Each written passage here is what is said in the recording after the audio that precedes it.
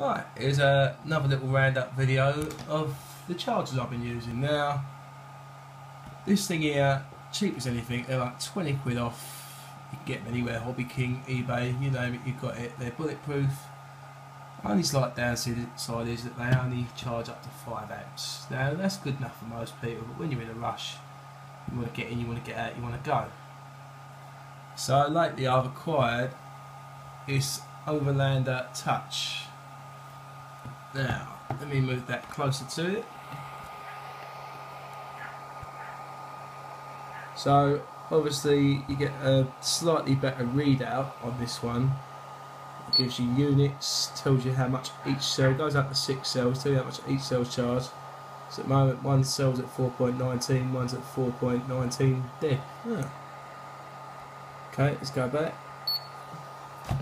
You get a graph to show you whether the power display's been interrupted or whether you've got a faulty battery. It tends to give you an inkling because it won't receive a constant charge. It will just dive up and down, up and down, up and down. I've had that on a failed pack I had.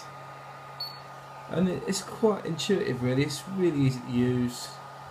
I mean, obviously it's down to 0.3 amps at the moment, but it's been charging for 35 minutes at 9.5 amps. Which is pretty good. It goes all the way up to 10. I don't usually charge them that high if I don't have to. Like in a bit of a rush, so I thought I'll give it a go, see how it looks.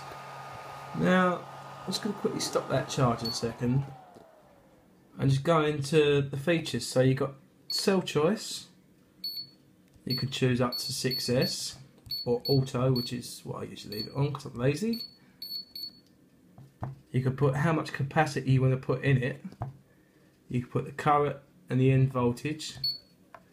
You can discharge, you can store. You got all sorts of program selections and all sorts like that. Setup, settings, power settings, that's your input power. When you get it, it'll only charge up to 5 amps, you have to change it so you can charge up to 10. And it's not been a bad charger. I mean, it's quite cool to have a touchscreen.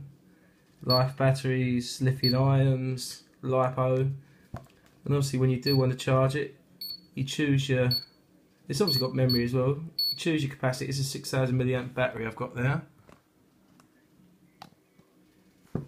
And then literally you choose the current, so I'll just let it charge at 6 amp because it's nearly finished anyway. Auto cells, hold down enter, it checks the battery for you, says fine, and away you go.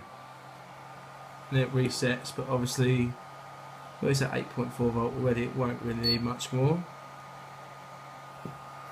And then you've got the old school